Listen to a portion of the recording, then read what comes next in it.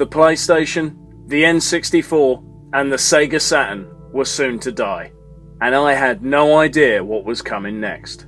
I remember seeing early adverts for the PlayStation 2, commercials on the telly. None of them made sense. They were really weird. I knew I wanted the console, but I didn't know anything about it other than what it looked like. A weird black pillar that stood upright for some reason. It was really strange, but I had heard that I could play PS1 games on it, which for me was fantastic, because I already had a pretty good collection going on. I didn't know anything about it being a DVD player at the time as well though. I found that out a little later down the line. Not all of my friends would get a PS2, but most of us would. At this time, I was starting to accept the fact that my parents had now been split up for a few years. I was no longer depressed because of that, I was just down and depressed for what seems like the sake of it. School was still really bad, that had a lot to do with it, but I just seemed to always be negative and looking down on everything. I hated everything, especially myself. I was filled with self-loathing. Yes, the depression started from my parents getting divorced, but it just seemed to spiral out of control. They had both moved on. My dad had remarried, my mum was seeing someone else. That didn't bother me, but I'm not sure what did. But I was able to focus my attention on the PlayStation. I remember one day I got home from school and my mum said she had a friend who had lent her his PS2. Apparently he was looking to sell it and she was willing to buy it off him, but only if I put some of my birthday money towards it. Stupid question really, of course I was going to buy it. It was in fantastic condition and I got it a little bit cheaper than buying it new from the shop. I have gotten so many PS2 games over the years that it is damn impossible to pick what ones to talk about here. But I'm gonna have a go at it. One video game franchise I have loved since I was a kid is Mortal Kombat. And Mortal Kombat Deadly Alliance was awesome. The fighting style had completely changed. Combos were so much more detailed. The special moves were cooler than ever. You didn't have digitized actors. And not to mention, the story was absolutely awesome. I mean, finding out that, spoilers, Liu Kang gets killed? That's fucking great! It was becoming a bit typical that Mortal Kombat, Liu Kang won. Mortal Kombat 2, Liu Kang won. Mortal Kombat 3, Liu Kang won. Mortal Kombat 4, Liu Kang won. Mortal Kombat Deadly Alliance, Liu Kang, yeah, he's fucking dead at the start, mate. How cool is that? Threw a spanner in the works from the word go. Oh, and Shao Kahn died at the start, but apparently he didn't because reasons, I don't know. Such a fantastic game. And the crypt with all those unlockables, like cooking with Scorpion. By the way, if you don't know what cooking with Scorpion is, please, after you've seen this video, just Google cooking with Scorpion. It's hilarious. Next game I want to talk about is one of my favourite RPGs of all time. Final Fantasy X. The story in this one was so different from the other ones in the series up to this point. And of course a hell of a lot more colourful, and it looked more realistic back then.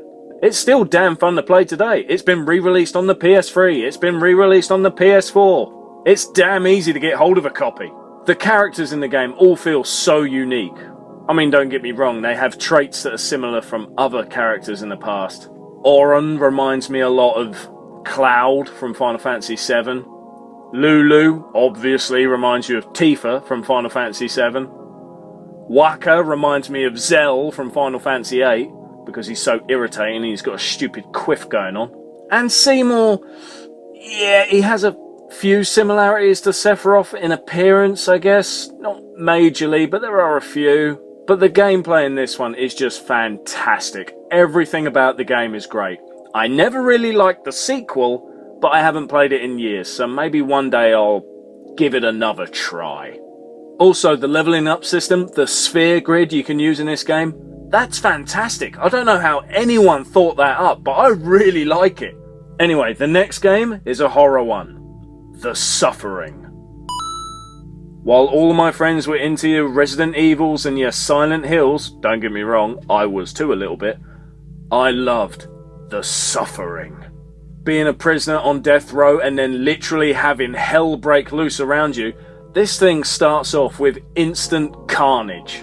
and it's freaky as hell. Plus, it's always good to play a game where you can have a good story and a bad story, all depending on whether you want to save people or just fucking slaughter them. This would later have a sequel that would kill the franchise in one go. The sequel is balls. Don't get me wrong, the gameplay's great, but the story is not very well thought out in my opinion. It's dark, it's freaky, it's fucking twisted. Some of the mutilated bodies and monsters throughout the game kind of remind me of the sort of shit you would see in the Saw films.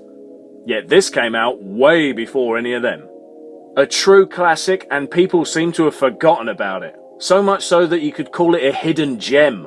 I won't talk any more about this one because I want you to try it. If you get the chance, just look for a copy. You won't regret it. Another game, and another horror game at that. Evil Dead, Fistful of Boomstick. I was a big fan of Evil Dead Hail to the King, but that had tank controls. It was a real son of a bitch to move around. Fistful of Boomstick has completely done away with that. It's got the comedy, it's got the horror, but now the gameplay is even better than before. Seeing as Evil Dead 2 is one of my all-time favourite films, having a video game that's kind of linked to it is just incredible. The ending was a little bit weird, but to be honest, all of the Evil Dead video games had weird endings. I guess it was just a thing they had going on. I don't know why, I don't really care. I loved all of the weapons you could get in this game. That's what I remember the most, is when you got a new weapon, it was like, holy shit, find me something to kill with it. Especially when you get an upgrade to the chainsaw. Next game is the one you see in the background, Soul Reaver 2. My all-time favourite game across any system is Soul Reaver. So I waited so fucking long for the sequel. And when I finally got it, I was not disappointed. It is incredible. It's fantastic. It's amazing. The twist at the end? Fuck. No one could ever have seen that coming. And if someone says they did, bullshit. Total bullshit.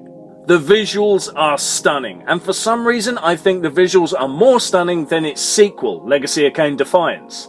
I don't understand why, but if you look at the Soul Reaver Raziel is holding in Soul Reaver 2, and then compare it to the one he's holding in Defiance, it's like something went backwards somewhere. Don't know why. The voice acting is better than before. The graphics are immensely impressive. The sound effects, the soundtracks, the characters, the story, the backgrounds, the atmosphere, everything about this game is the tits. The only problem with the Legacy of Kain games is they are so complex, I doubt they will ever do a sequel, and will probably never reboot it, because it's too fucking complicated. An awesome game, and if you don't have it in your collection, you need to fix that. Second to last one I want to talk about, Alien vs Predator Extinction. I've always been a big fan of the Command & Conquer games, and I've always been a big fan of the Alien and Predator films. Now, of course, there are Alien vs Predator games, but they're all first-person shooter games. I'm not a big fan of that genre.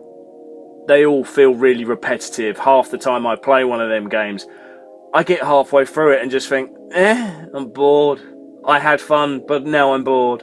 But Extinction is a real-time strategy game, so you can control an army of xenomorphs. What could be cooler than that?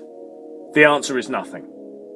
Yes, if you want, you can be the Marines, or if you want, you can be the Predators. The Predators one's kind of cool, but I don't care. Every time I play the game, aliens. Every time. You would think I would want more variety when playing this game, but no, I always want to be in charge of the aliens, because it's just so fucking cool. Controlling your own hive, controlling your own queen.